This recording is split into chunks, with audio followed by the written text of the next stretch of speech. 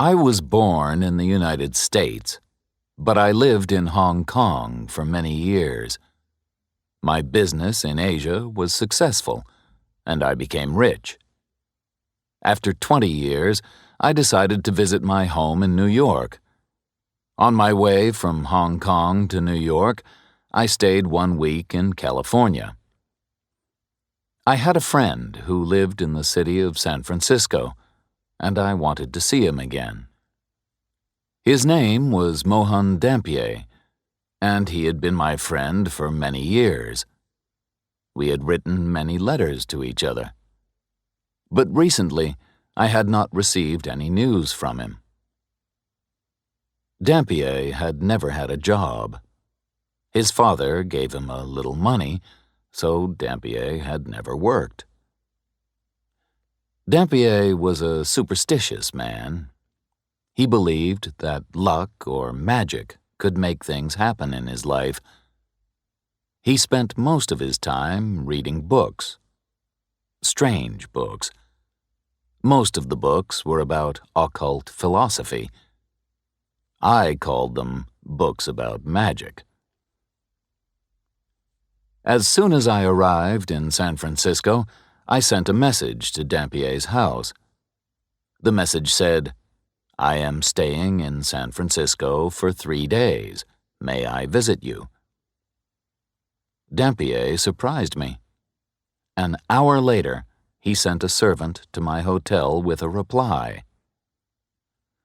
"Come to my house at once, my dear friend," he wrote. "Come this evening. You'll remember the house, I'm sure. It was my father's home.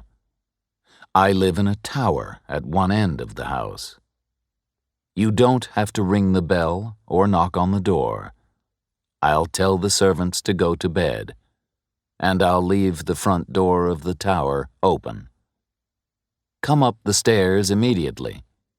I'll be waiting for you. Please come soon." I rode in a cab to Dampier's house. That evening, the weather was stormy. A strong wind was blowing, and cold rain was falling. I had forgotten that California is cold and wet in winter. I only remembered the sunshine, not the wind and the rain. Dampier's house was near the Pacific Ocean. It was an ugly 2-story building that was made of bricks. There was a tower at one end. The house was surrounded by a garden of many trees and beautiful plants. But now it was winter, and there were no leaves on the trees or flowers on the plants. The driver stopped his cab near the tower. Although the front door was only 5 yards away, I became soaked with rain as soon as I stepped out of the cab. I ran to the door of the tower and turned the handle. The door was unlocked, and I opened it. One small lamp burned on the stairway, and it did not give much light. The hall was full of shadows, and I could not see clearly. I climbed the stairs slowly, touching the wall with my fingers. At the top of the stairs, there was another door. I opened it and went into a room that was lit with another small lamp. Dampier came forward, held my hand, and shook it. He was wearing a long silk coat and soft leather slippers on his feet. His clothes were old-fashioned and strange. We looked at each other, and I was shocked. I had not seen Dampier for many years. My friend had changed a lot. He had been a handsome man, but now his hair was gray and his face was very pale. There were many lines around his eyes and mouth. Dampier looked like a thin old man, but he was not older than 50. His large and bright eyes shone strangely in the shadowy room. "Welcome, my friend. Please, sit down," he said. Dampier offered me some wine and a cigar, and we talked a little. But I am afraid that our conversation was not very interesting. Meeting friends after many years can be difficult, and it can make you sad. Maybe Dampier guessed my thoughts. "Non sum qualis eram." "I'm not as I was," he said. I tried to make a joke. "Your Latin hasn't improved," I replied. My friend smiled. "Latin is a dead language, and I'm a dead man," he said. Then his smile disappeared, and he said, "I'll die very soon." I did not know what to say. I smoked my cigar and drank my wine. We were both silent for several minutes. Outside, the wind had stopped blowing. I wanted to leave the house. Suddenly, I heard a strange noise. Tap, tap, tap. It was the sound of someone or something knocking. Was the sound coming from one wall of the tower? Tap, tap, tap. The sound was not quick or loud. It was not the sound of someone knocking loudly on a door. The soft tapping sounded like someone sending a signal, a message. Dampier had forgotten me. He was staring at the wall. There was a strange expression on his face. My friend looked excited and afraid. His eyes shone brightly. I did not know what to do. Should I go or stay? I stood up. I see that you are very tired," I said. "I'll leave. May I visit you tomorrow?" Dampier turned his head and looked at me. "Please, stay," he said. "There's no problem. Nobody is there." He walked to a small window and opened it. I had not noticed the window earlier. "Look," he said. I walked across the room and looked out of the window. I could see nothing except the light of a street lamp and rain falling. No one was standing outside. There was no one near the wall of the tower. "Please, don't leave me," said Dampier. "I must tell you a story. You're the only man that I can tell it to. Will you listen to my story?"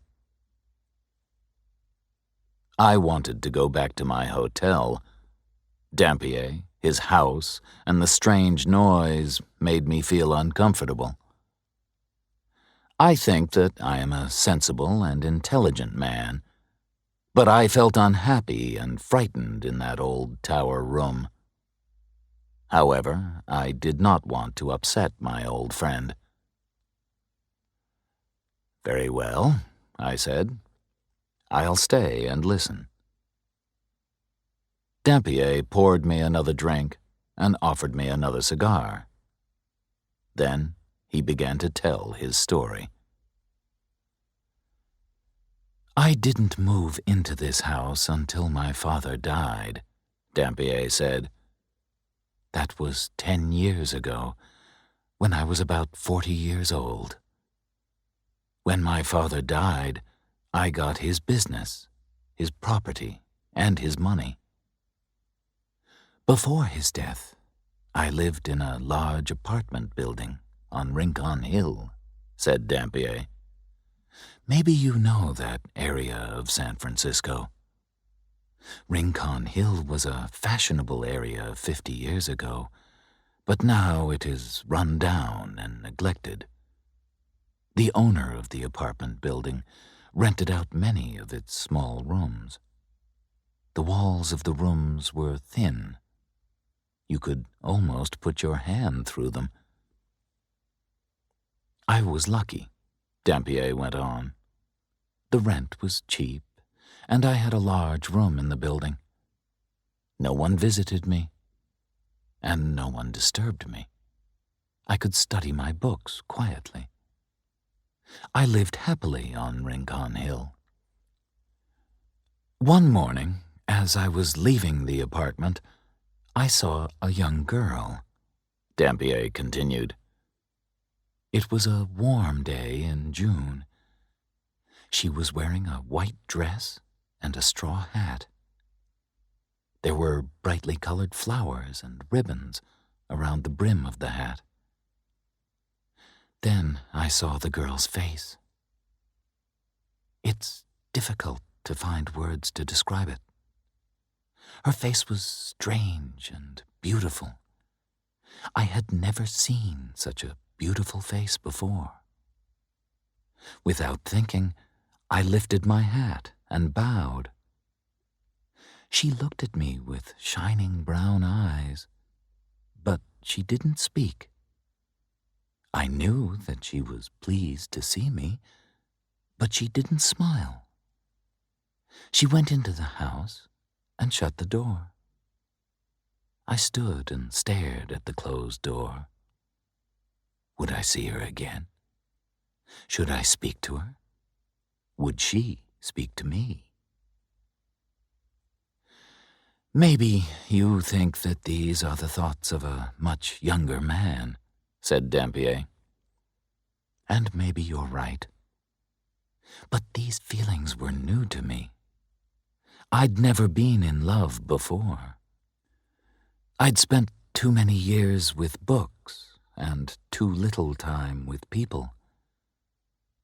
Now I believe that you're my only friend. Soon, none of this will matter.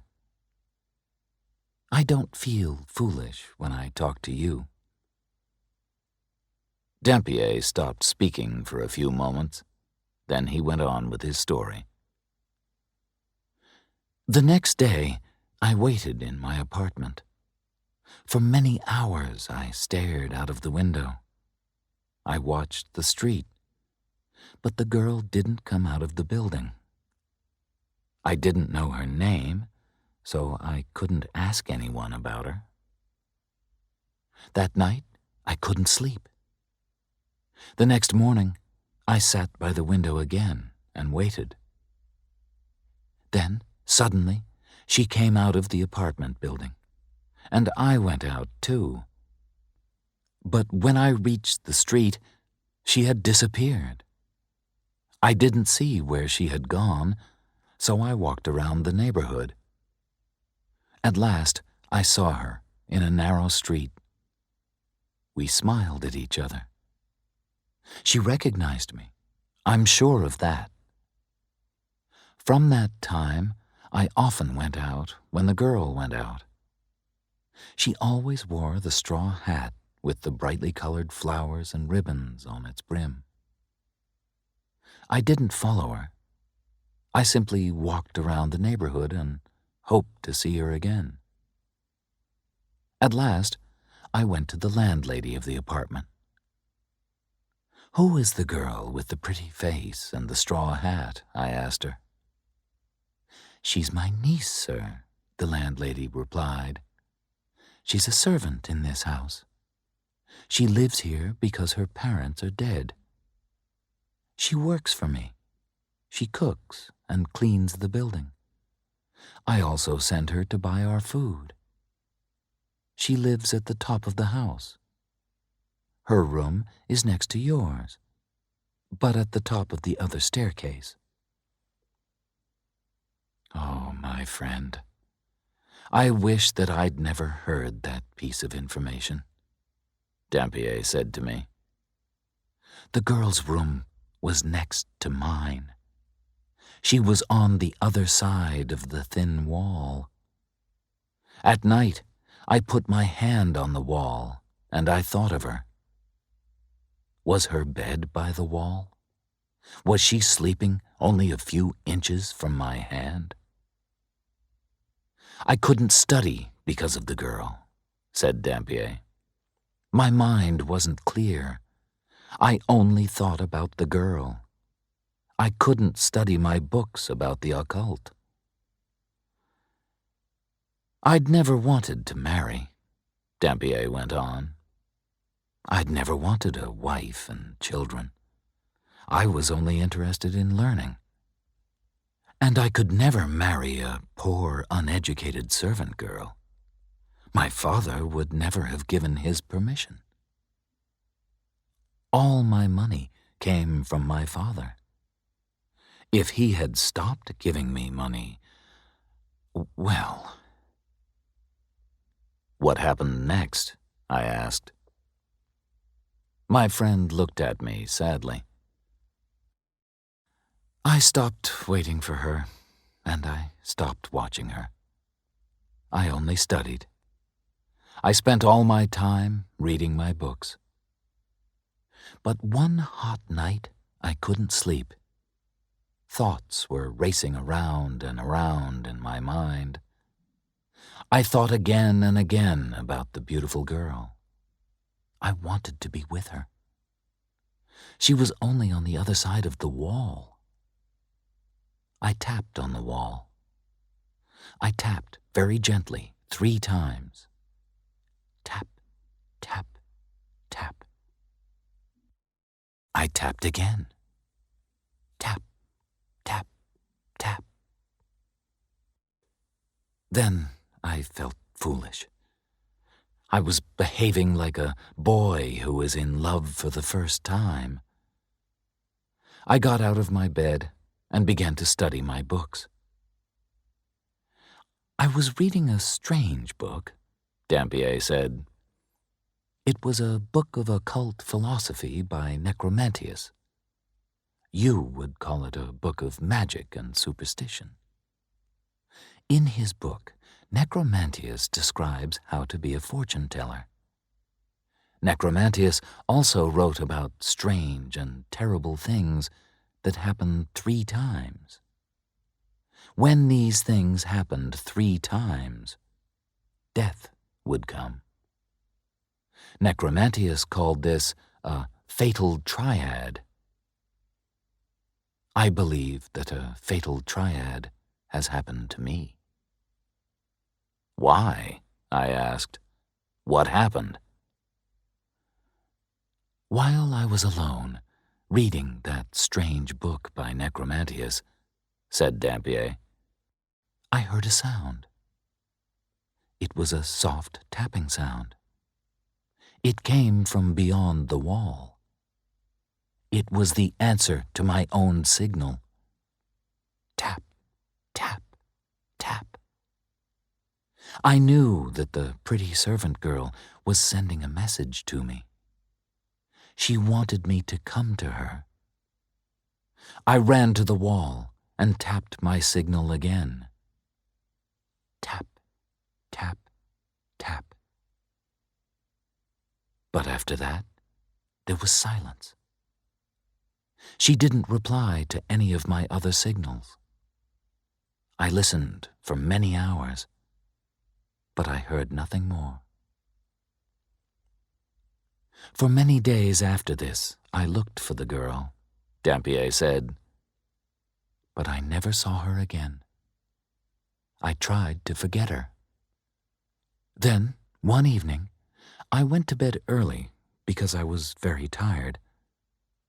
In the middle of the night, I awoke suddenly. I had heard a soft sound. I opened my eyes and sat up. I heard a soft tapping on the wall beside the bed. In a few moments, it was repeated. Tap, tap, tap. I was going to reply to the signal. Then I stopped. The girl hadn't replied to my last messages. I would not reply to her now. Dampier drank a little wine and then continued.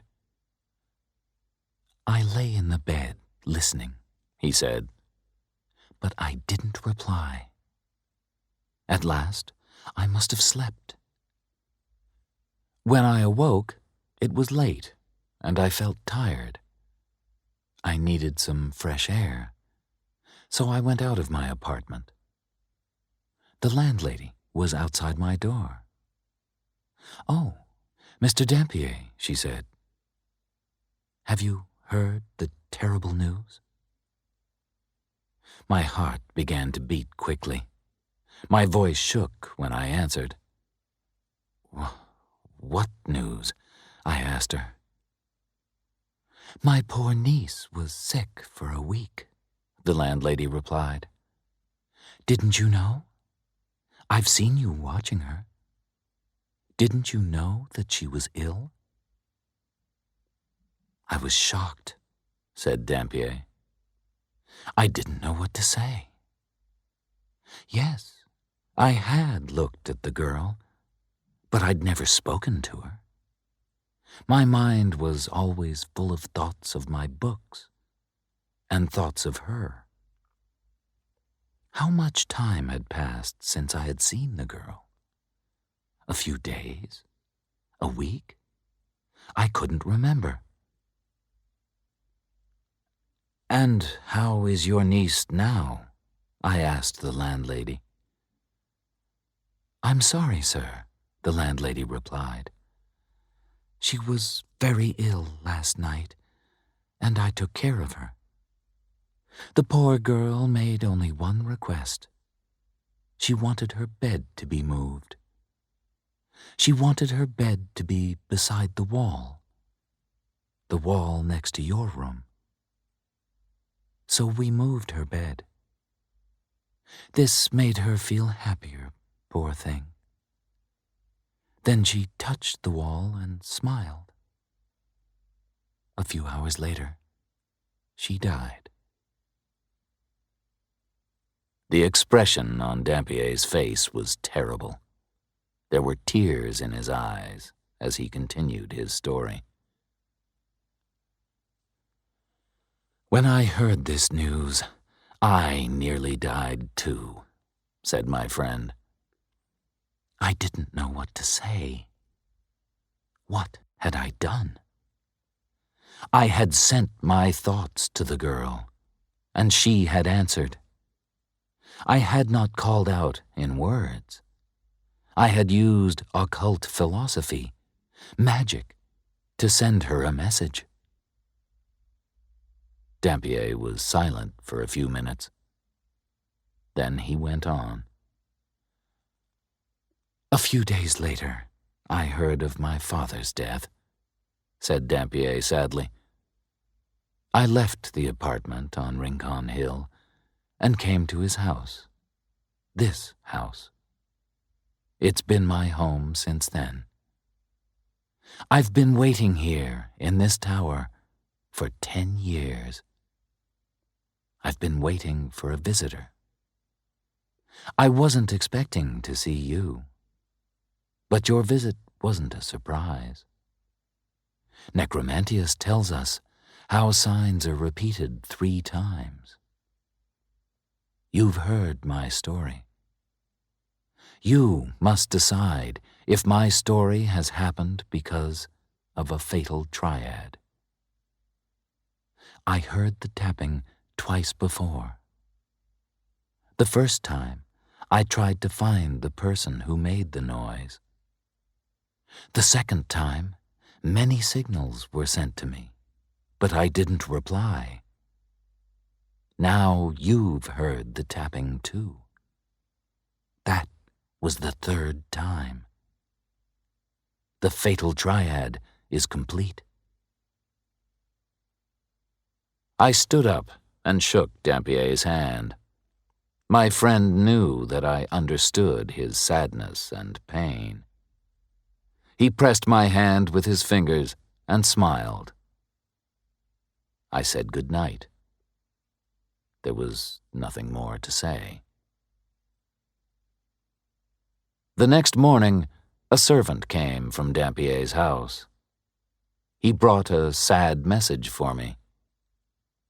My friend, Mohan Dampier, had died in the night.